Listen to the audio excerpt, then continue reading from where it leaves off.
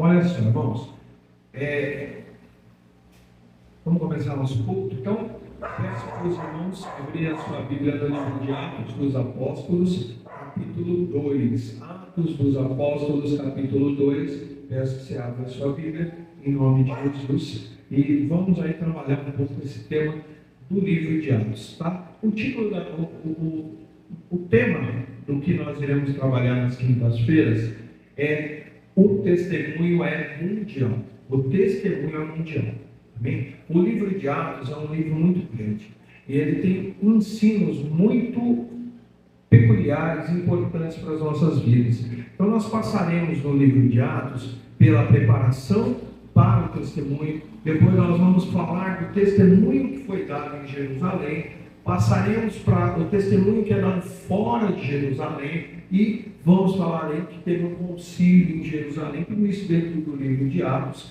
Então nós vamos fazer uma exposição do livro, muito grande, trazer um ensino do livro de Atos, junto com o período de oração, que é extremamente necessário e importante para as nossas vidas.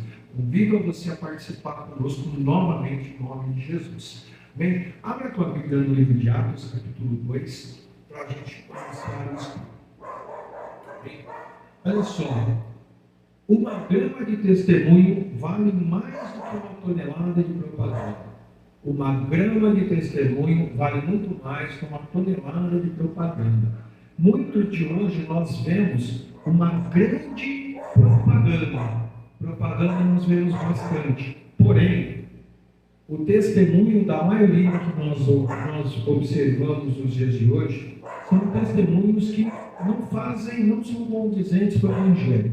As pessoas se dizem até cristãs, porém, o seu testemunho não condiz com a palavra de Deus. Então, lembre-se disso, tá? O tema da mensagem de hoje é: uma grama de testemunho vale mais que uma tonelada de propaganda.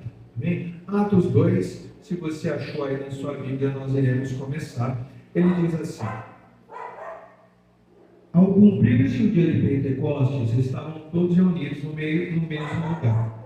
E de repente veio do céu um som, como de um vento impetuoso, encheu toda a casa onde estavam assentados. E apareceu distribuída entre eles línguas como de fogo, e pousou uma sobre cada um deles. Todos ficaram cheios do Espírito Santo, e passaram a falar em outras línguas, segundo o Espírito lhes concedia que falasse. Ora, estavam habitando em Jerusalém homens piedosos, vindos de todas as nações debaixo do céu. Quando, pois, se fez ouvir aquela voz, afluiu a multidão que se possuía de perplexidade, porquanto cada um os ouvia falar na sua própria língua. Estavam, pois, atônitos e se admiravam, dizendo: vede, não são porventura galileus todos esses que aí estão falando? E como os ouvimos falar, cada um em nossa própria língua materna, somos partos, medos, elamitas e naturais da Mesopotâmia, Judéia, Capadócia, Ponto e Ásia, da Frígida, da Panífia, do Egito, das regiões da Líbia, das imediações de Cirene e romanos que residem, tanto judeus como prosélitos, cretenses e arábicos. Como ouvimos falar em nossa própria língua as grandezas de Deus, todos atônitos e perplexos interpelavam uns aos outros: que quer isso dizer? Outros, porém, zombando, diziam: estão embriagados. Olha, o testemunho de Atos, ele é recheado de informações para nós. Perceba, o texto que nós lemos, ele é cheio de informação. E tem para nós lições que precisamos pôr em prática na nossa vida. Olha, eu vou começar fazendo uma exposição do livro de Atos, mas é uma pequena exposição, um panorama, do livro de Atos, e aí a gente caminha para o texto.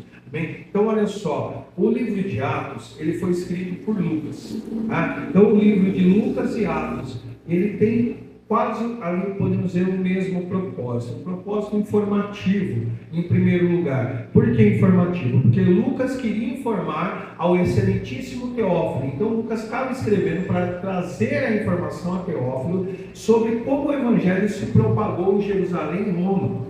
Ao mesmo tempo, ele é um livro evangelístico. E por que um livro evangelístico? Porque Lucas, ao informar a Teófilo, ele está evangelizando através dessa carta, através desse escrito. E nós hoje usamos o livro de Atos, e ele é uma referência para nós, para que conheçamos os propósitos e também para que a gente possa evangelizar, usar com esse propósito. Amém? O livro de Atos, ele também vai mostrar para nós que a família de Deus, ela deixou de ser algo local para ser algo nacional. Então ela vai além, ela não é mais algo local, ela é algo nacional. Então ela deixa de ser local e se torna uma família universal. Nós estamos aqui hoje justamente por isso, fazemos parte da família de Deus. Ela deixou de ser restrita aos judeus e passou a ser uma família que em cada parte do mundo nós podemos e encontramos irmãos. Amém? Não importa onde quer que ele esteja. Lucas está registrando em Atos as histórias da igreja primitiva, a primeira igreja, a partir do momento da ressurreição de Cristo. Então o Atos, ele tem esse propósito informativo e um propósito evangelístico. Amém? Os crentes de Atos estão sendo capacitados por quem? Pelo Espírito Santo. Amém, irmãos? E somente capacitados pelo Espírito Santo, eles estão aptos para entregar as boas novas, sendo testemunha de Cristo e ensinando as boas novas do Evangelho. Percebemos no livro de Atos, por exemplo, Paulo, ele está mostrando para todas as pessoas, judeus e gentios, a graça de Cristo. Nós estamos estudando Mateus no domingo, te convido, venha estudar com a gente. Amém? Então olha só, ele está ali mostrando para judeus e gentios a graça de Deus. E ao mesmo tempo, ele está mostrando para nós aqui o estabelecimento da igreja. A igreja sendo estabelecida, ou seja, a junção das pessoas. Amém? Isso é a formação da igreja. Pessoas diferentes que formam o corpo de Cristo. Amém, irmãos? Mas percebam que é algo que nós temos que ter para a vida. A igreja é formada por pessoas diferentes, capacitadas. Deus capacita o seu povo através do Espírito Santo, e um povo capacitado, um povo escolhido e capacitado pelo Espírito Santo, eles passam a dar testemunho de Deus, para formar a igreja de Cristo. Amém, irmãos? Mas quem são essas pessoas? Quem é esses instrumentos de Deus? Pessoas comuns. Quem são os discípulos de Jesus que formaram a igreja, começaram a dar o testemunho? Quem são essas pessoas? Amém? São pessoas comuns, não tem ninguém extraordinário. Se você olhar a história de cada discípulo e perceber o que cada um fazia antes de se conectar com o Evangelho, de passar de ser tocado por Jesus e ter uma vida transformada, isso relata a nós, nossa vida. E nós também tocados por Deus, e ali somos usados pelo Espírito Santo para anunciar as boas novas. Amém, irmãos? E isso está mostrando para nós que o cristianismo é a verdadeira religião.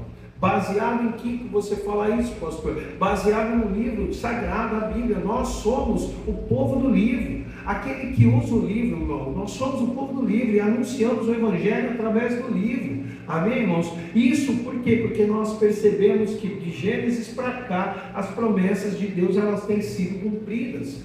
Deus cumpriu todas as suas promessas. E isso mostra para nós, através do que está escrito. E aqui nós também estamos percebendo, e vamos estudar isso, que a pregação do Evangelho é radical. Ela muda a vida, ela muda a história, ela muda caminho, ela transforma as pessoas. A pregação do Evangelho começou com Jesus, anunciando para os judeus.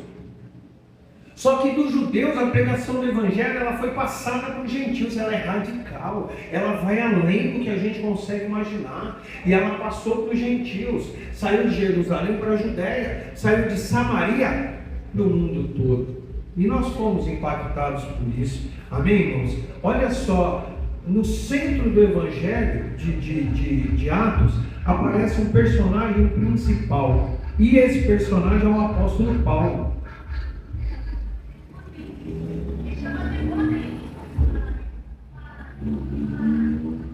E esse personagem principal é o apóstolo Paulo. Por que o apóstolo Paulo? Porque ele era um cético. Ele cria na religião como um judeu e ele praticava tudo aquilo que lhe era dito.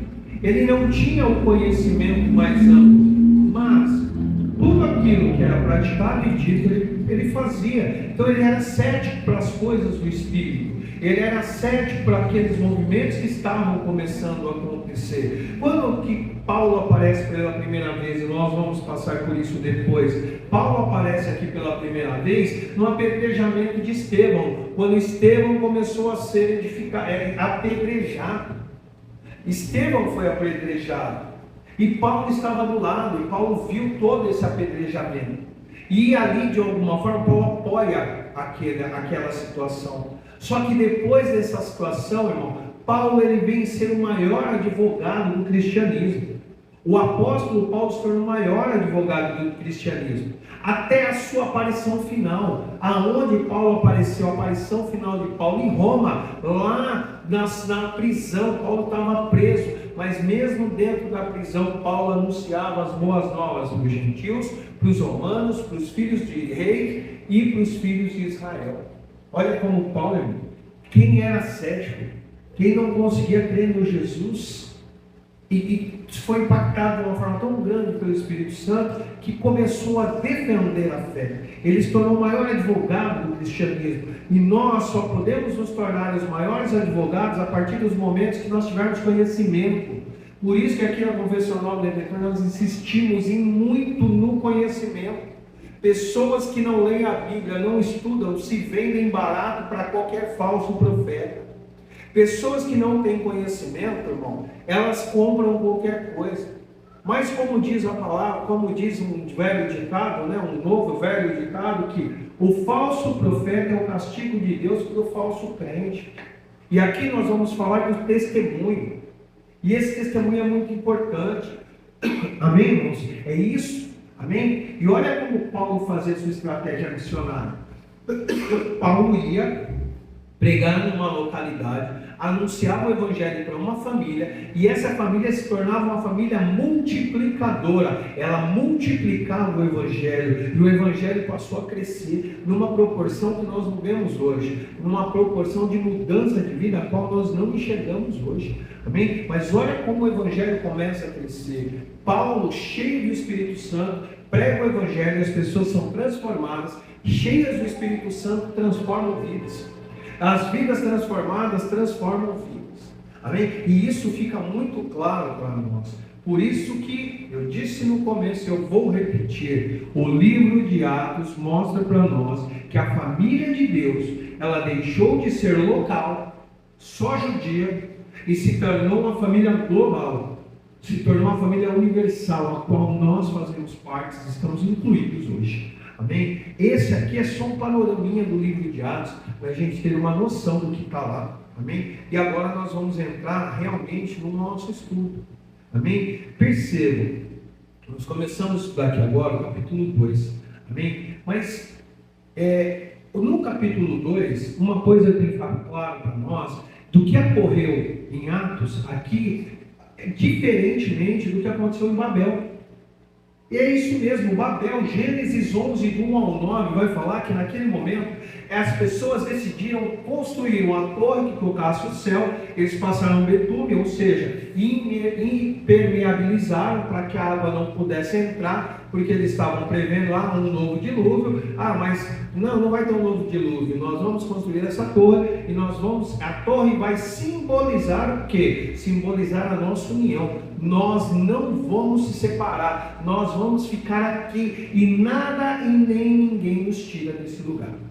Essa foi a mensagem que eles queriam passar. Olha, um ato de rebeldia contra Deus. E por que um ato de rebeldia contra Deus? Porque eles foram chamados para um outro propósito. Qual que é esse outro propósito? Deus, irmãos, tinha um propósito. E os homens queriam fazer do seu jeito. Mas Deus, deixa eu te falar algo, os propósitos de Deus todos se cumprem. Todos os propósitos de Deus vão se cumprir. Irmãos, nada nem ninguém perde o propósito de Deus. Não se assuste com o que você vê no mundo nos dias atuais. Todos os propósitos de Deus irão se cumprir. Se cumpriram antes e vão se cumprir hoje. É fato, isso não muda. Amém, irmãos? Jó 42, 2 diz assim: bem sei que tudo podes, e nenhum dos teus planos pode ser frustrados. Os planos de Deus nunca vão ser frustrados. O homem tenta, mas ele nunca vai conseguir frustrar os planos de Deus. Amém, irmãos? Por isso que em Babel Deus dividiu as línguas, para que o propósito dele se cumprisse. Deus tinha feito uma proposta, Deus tinha falado com Abraão, e a promessa que Deus deu para Abraão, Gênesis 26:4, ele diz: farei a tua descendência numerosa como as estrelas, eu lhe darei todas essas terras, e por tua posteridade serão abençoadas todas as nações. Mas para que todas as nações fossem abençoadas, Deus já tinha dado uma ordem dizendo: saiam, espalhem ao Evangelho, se dividam, vão por todo o mundo, mas em rebeldia contra Deus eles decidiram ficar, não vamos sair. Deus então, na Torre de Babel, ele confunde as línguas e separa o povo, e a partir desse momento, percebam, a palavra de Deus se cumpre. O povo se dividiu, cada um foi para um canto e começou o anúncio do Evangelho. As pessoas pregando em todos os lugares, em todas as nações. O salmista, no Salmo 112, 2, ele diz assim: será poderosa a sua descendência na terra, e bendita a raça dos homens retos. Não está falando dos tortos, não está falando daqueles falsos profetas, dos falsos crentes que não nasceram de novo. Os homens retos, essa descendência será bendita na terra. Amém, irmãos? Então lembrem-se, ao contrário do que ocorreu na Torre de Babel, aqui esse povo estava junto. Deus juntou novamente as pessoas para que a palavra dele pudesse ser cumprida a partir desse momento. Por quê? Porque deixa agora o ministério de Jesus. Então Jesus precisava ser anunciado e houve uma necessidade das pessoas estarem juntas. Marcos 16:15: ide por todo o mundo pregar o evangelho a toda criatura. Então, ao contrário do que aconteceu em Babel, aqui Deus junta as pessoas. Juntou judeus com gentios. O mundo é a união de dois mundos diferentes. Dois mundos se uniram, pessoas diferentes. Deus não quer trabalhar com um único povo, pessoas exclusivas. Deus quer trabalhar com todos. E Deus está mostrando para nós no livro de Atos que a família de Deus é a família de todos, todos que crerem, porque nem todos crerão. Então não é para todos, nós não somos universalistas e acreditamos que não importa a vida que você viva. Deus veio para todos e todos serão salvos, indiferente da forma com que vivem. Não, todos são os que crerem. É isso que está sendo anunciado. Mas Deus juntou os mundos, juntou pessoas diferentes, e aí essa divisão ela acaba se tornando uma união, mostrando para nós que nós temos um propósito em comum e que pessoas diferentes vão formar a nação celestial, o reino de Deus. A nossa pátria celestial é formada por pessoas diferentes, por todos aqueles que creram no Evangelho. Bem, Atos, no mesmo entendimento, no capítulo 1, a gente percebe que os discípulos estão sendo preparados para anunciar o Evangelho.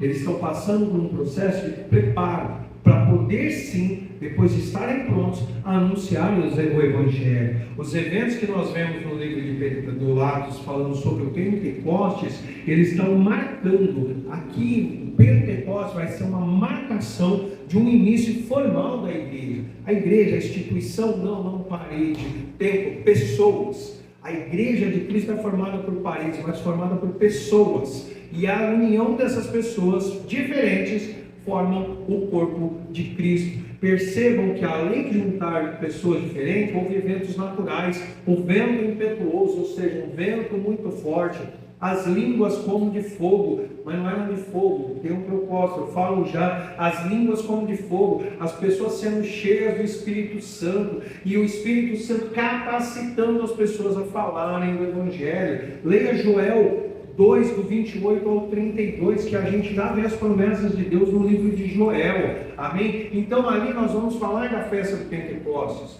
que houve o derramamento do Espírito Santo, mas também nós veremos a reação da multidão quando viram os cristãos cheios do Espírito Santo. Amém? E o Pentecostes ocorre quando? O Pentecostes era a segunda festa anual, era chamada festa da colheita. Ela ocorria 50 dias após a Páscoa. Então era automático que todos estariam reunidos ali, todos no cenáculo, reunidos para festejar ali o Pentecostes. Amém? Eles todos estavam reunidos. E olha só, essa união, irmão, o propósito de Deus se cumpre.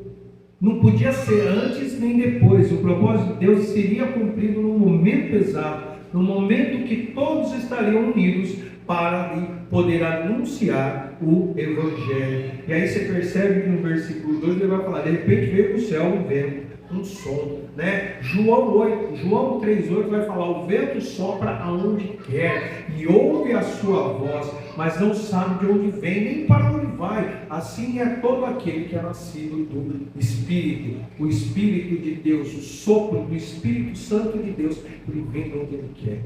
Meu irmão, esse vento impetuoso é o Espírito Santo. Ele veio com um poder grande, um grande poder. Só que perceba, ele veio acompanhado de um som. Além do vento, veio um som muito forte. Esse som muito forte, era necessário que tivesse o vento e o som, e que tudo isso fosse visível e audível, para que as pessoas pudessem entender. Irmão, perceba um negócio comigo: os discípulos estavam morrendo de medo. Jesus tinha acabado de morrer. Jesus já não estava entre eles. Jesus apareceu, mas Jesus já não estava entre eles. E Jesus não estando entre eles, o medo tomou conta. O mestre partiu. E eles não entenderam ainda, eles não tinham ainda entendido a promessa de Deus. O mestre partiu, o medo tomou conta. Então eles estavam com medo. Mas perceba a importância do vento. Eles estavam com medo. Então precisava, Deus podia fazer, mas precisava acontecer algo, para que esse algo os motivasse, os transformasse a ponto deles continuarem, deles prosseguirem. Então, quando esse vento ele chega, o vento, irmão, pensa no vento mais forte que você já viu. Aquele vento, irmão, muitas vezes nós passamos por ventanias gigantescas, e um vento muito forte já nos assusta. Porque muitas vezes nós vemos as árvores e a situação do vento, aquilo já nos deixa preocupados. Agora imagine esse vento com um som, um estrondo, um vento junto com um barulho. Irmão, você ia tremer muito mais. O medo deles não tinha mais em que Jesus tinha partido, mas era naquilo que eles estavam vendo. E quando eles perceberam o vento, a violência do vento, a força do vento, eles foram impactados pelo vento e eles entenderam: vento, Espírito Santo, barulho, é Deus. E aquele vento foi como se fosse eles empurrando os discípulos em direção ao cumprimento da promessa. Deus poderia usar de outras formas, mas Deus tinha que motivar esse povo a fazer da forma que Deus já tinha um propósito. O propósito de Deus, ele tinha sido planejado. Então essas pessoas são lançadas a anunciar o Evangelho. Amém, irmãos? Percebe? Isso mostra para nós que, irmão, ninguém está pronto para receber a graça de Deus, de forma nenhuma. Mas olha só, depois disso a confiança deu ousadia para os discípulos matar a sua carne. A nossa carne era abatida pelo que nós vemos. Quando somos impactados pelo Espírito Santo, recebemos a ousadia de matar a nossa carne e sair para cumprir os propósitos de Deus. Lutamos contra nós mesmos, atrás de cumprir o propósito de Deus. Amém? Versículo 3, percebemos que ele fala ali das línguas, né? E apareceu distribuída línguas como de fogo. Amém, irmãos? Essas línguas como de fogo não eram fogo. Amém? A boca deles não estava pegando fogo. Mas eu entendo que o fogo tem propósitos na Bíblia. E um dos propósitos do fogo é a purificação. Então, línguas de fogo nós podemos entender que é uma fala purificada. Então era o Evangelho sendo transmitido de forma purificada para as pessoas limpas. Era um evangelho limpo, puro e simples, sendo anunciado para as pessoas. E percebam o poder desse discurso, né? Olha o poder do discurso que foi anunciado do evangelho. Amém? E olha, a diversidade de línguas que ele vai falar foi proposital. Porque se não tivesse a variedade de línguas, as pessoas iriam achar que Cristo era realmente só para os judeus. Que o cristianismo não era para ser expandido por todas as nações, era para ficar exclusivamente para aquele povo. Mas quando o livro de Atos, quando Lucas registra esse episódio dizendo que o evangelho, que as línguas foram repartidas, a pureza do fogo, purificando essa fala, isso traz um novo propósito, porque mostra que é para todos, ele é para todos, não é só para um grupo restrito, o evangelho é para todos os que creem. Não é para todos, no sentido de que você faz o que quer, é para todos que crerem. Então existe uma interpretação errada de alguns que são universalistas e dizem que é para todos. Não, é para todos os que crerem. E ali o Espírito Santo é derramado sobre essas pessoas. E tomadas, eles começam ao oposto de Babel, que houve a divisão das línguas, aqui houve uma junção, onde todos conseguiram entender. Então, irmão, deixa eu te falar algo. O entendimento que nós temos da leitura básica do texto, isso aqui é a leitura básica, eram línguas audível, eram línguas idiomáticas, não era glossolalia, não era barulho, não era bagunça, não era entendido, era algo que eles falavam e o outro entendia. Eles foram capacitados pelo Espírito Santo, então eles começaram a falar na língua dessas pessoas todas que estavam na região. E todos conseguiram compreender o Evangelho de Cristo, conseguiram entender o propósito de Deus, porque todos ouviram falar em sua língua. Não foi barulho, não foi gritaria, foi línguas audíveis, foi interpretativa. Então, esse texto de Atos fala de línguas, português, inglês, japonês, árabe, não importa. Importa que Deus capacitou, o Espírito Santo capacitou e eles falaram em suas línguas. Então, essa aqui é idiomática. Isso aqui não é loucura, não. Isso é idioma. Isso aqui é falado e é entendido.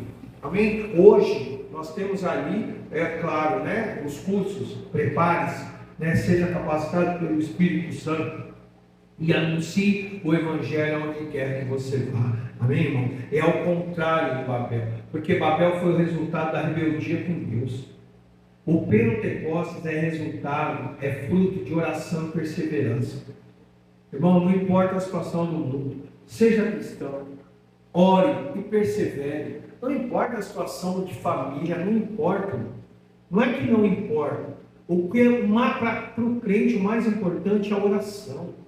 É a perseverança na oração. Porque o resultado de Pentecostes é um resultado de perseverança de oração. Ore, clame a Deus, busque a Deus, persevere o dia inteiro. É a perseverança que nos leva ao encontro do propósito. Você precisa orar, você precisa perseverar. Amém, irmãos? É isso. Amém? Porque em Babel os homens se enalteciam, em Babel os homens se achavam superiores. No Brasil hoje, nos Estados Unidos, em qualquer lugar, hoje as pessoas se acham superiores, melhores do que os outros, melhores do que Deus, elas se acham deuses. Isso é o que ocorreu em Babel. Mas no Pentecostes, ao contrário de Babel, aqui nós vemos pessoas humildes que dobram seus joelhos, oram com perseverança e clamam a Deus. É isso que você deve fazer com perseverança, orar e clamar a Deus. Não desista. Clame, ore em todo o tempo, mas seja humilde. Quando nós somos humildes, nós reconhecemos que é Deus quem está no controle de todas as coisas, e é que é Ele quem faz todas as coisas. E aí vocês percebem que esses homens foram cheios do Espírito Santo. E homens cheios do Espírito Santo fazem toda a diferença, aonde quer que eles estejam. Mas espera aí, você está falando que eles foram cheios do Espírito Santo, mas só nesse momento? O Espírito Santo não existia antes? Vai ler com a Bíblia, vai estudar. Gênesis 1, 2 já está mostrando que ali eles já existia tanto Deus Pai, Deus Filho, Deus Espírito Santo. Já estava presente em Gênesis 1, já mostra a presença dele. Só que nesse momento, o Espírito Santo ele desceu para formar a aliança. Gente, percebam, já tinha uma aliança com Deus. Houve um período na Bíblia que era Deus que tratava com as pessoas. Esse período passa e veio o período de Jesus. E agora é o período do Espírito Santo. São alianças que Deus fez com o seu povo. Deus, Jesus, Espírito Santo. Mas os três são um só. Os três são um só. Amém, irmãos? E o Espírito Santo veio até a segunda volta de Cristo. A partir do momento que Cristo retorna, aí o povo é sim. Aí nós encontraremos com Jesus. Amém, irmãos? O mundo não crê em Jesus. E eu creio que nesse período muitos não creram em Jesus também. E muitos ainda não creem. Jesus podia estar lá de novo, as pessoas não iam crer. Jesus podia estar aqui agora, e as pessoas não iriam crer. Por isso que eu creio que nós não escolhemos a Deus, como diz João 15,16, mas Deus nos escolhe. Amém? Lucas 10:21 diz: naquela mesma hora se alegrou Jesus no Espírito e disse: graças te dou, ó Pai, Senhor do céu e da terra, porque escondeste essas coisas dos sábios e inteligentes e as revelaste às criancinhas. Assim é o Pai, porque assim te aprove. Foi isso que aprove a Deus. Então, o conhecimento, o Espírito Santo não está em todos, mas ele está em alguns. Ah, mas você está segregando. Não estou. Porque nem todos querem. O Evangelho ele é para todos. Todas as nações podem ter acesso, mas nem todos querem. É para todos aqueles que o buscam. E esses vão encontrar. Precisamos buscar. Amém, irmãos? Isso mostra para nós que o falar em línguas foi o milagre. O milagre não foi o ouvir, mas o milagre foi o falar. Isso mostra que os discípulos, quando falaram em línguas, os discípulos foram cheios do Espírito Santo. Esse foi o milagre. Amém, irmãos? Porque foi o Espírito Santo que dirigiu esse povo. Porque foi o Espírito Santo que guiou eles a falar em línguas diferentes. E que todos pudessem entender. Percebam, a busca, cheios do Espírito Santo, existe a diferença. Bem, precisamos. E isso vai fazer com que você, com que nós não temamos. Não temas. Não se assuste. Deus é contigo. Cheios do Espírito Santo fazemos a diferença. O testemunho ele é mundial. Por isso que uma grama de testemunho vale muito mais do que um quilo de propaganda. A propaganda é enganosa, a propaganda é mentirosa, mas o testemunho não tem como. Os frutos que vêm através de ti, cheio do Espírito Santo, eles moldam história, moldam vidas e moldam caminhos. Somente cheios do Espírito Santo nós recebemos o poder de Deus. Amém? E somos capacitados a fazer a diferença. Amém? Então, e percebam, a lista era grande. A gente leu aqui os versículos e você percebe que existiam muitas pessoas em Jerusalém. Amém, irmãos? A lista é imensa. Existia ali em Jerusalém um grande número de pessoas que ouviram em seu idioma a pregação do Evangelho. Amém? A interpretação do Espírito Santo. Amém, irmãos? E percebam, ali muitos já estavam convertidos ao judaísmo, mesmo os gentios já tinham se convertido ao judaísmo, e esses convertidos ao judaísmo, mesmo esses, alguns, e os prosélitos, eles foram ali impactados, tiveram a sua vida transformada. Amém, irmãos? O testemunho é mundial. O testemunho não é local, o testemunho é mundial. Você chega do Espírito Santo capacitado a dar um testemunho, a anunciar o Evangelho. E o seu testemunho vai falar muito mais do que a propaganda que você faz. Não é a falsa vida que você leva, mas a real vida que você leva, que é o grama, vai fazer a diferença. Não é o testemunho que faz a diferença. Ou, não é a propaganda que faz a diferença. O que faz a diferença é o Espírito Santo na sua vida. E você tem o Espírito Santo na sua vida, você vai fazer a diferença. E todos aqueles que forem capacitados receberão o Espírito Santo e terão uma vida inteira totalmente transformada. Hoje, irmão, para ser transformados, irmão, somente o Espírito Santo. Sabe, você pode me falar, mas muita gente vai para a igreja, fala em línguas, fala nada. A luz solar muitas vezes é mais barulho, é mais bagunça do que realmente o Espírito Santo. Porque muita gente, para ter um cargo na igreja, ou para sentir a presença ali, ou para dizer que faz parte, ele tem que agir daquela maneira. Ele veste uma máscara de crente. E aí ele quer fazer propaganda. Mas eu falo, a tua propaganda não vale nada, o que vale é o teu testemunho. O teu testemunho vai falar muito mais do que a tua aparência. E eu finalizo contando a história de um jovem que na noite de carnaval, o rapaz que era evangélico, ele nunca tinha dito isso no local de trabalho, ele não falava para ninguém, ele era um crente enrustido, sabe? Muitas vezes ali pararam no canto dele, ele nem dava testemunho de que ele era cristão. Amém, irmão? Ele estava indo para a igreja de terno e gravata, colocou a Bíblia embaixo do braço e ele estava indo para a igreja. Só que quando ele passava quando ele encontrou os colegas de firma, esses colegas já estavam bêbados. E eles falaram para ele sentar na mesa de bar, né? Ô rapaz, vem cá. Beleza essa sua fantasia de crente, hein? Senta aqui, vamos beber um pouquinho, vamos curtir o carnaval. Perceba, muitas vezes a propaganda é enganosa. Muitas vezes as pessoas nem sabem e nem são realmente convertidas. E se escondem. Mas perceba, todo aquele que é transformado pelo Espírito Santo, o testemunho dele vai falar por ele. As pessoas vão olhar para você. Se você foi realmente transformado, elas vão saber quem é você. Porque o seu testemunho vai falar muito mais alto do que a propaganda, do que a aparência. Às vezes, nós vamos estar numa embalagem errada, mas o conteúdo é correto. Siga o Evangelho. Isso é só o começo do que eu queria falar. O estudo de Atos vai se aprofundar. Agora nós vamos tirar um momento de oração. Eu convido a você mesmo aí na sua casa. Dobre a sua cabeça e comece a orar. Dedique um tempo de oração. Nós dedicaremos aqui. Eu vou encerrar a transmissão, mas eu quero que você continue orando. Dedique um tempo a Deus, porque vale mais o tempo de oração no secreto do que aquilo que nós fazemos em público. Deus te abençoe, em nome de Jesus.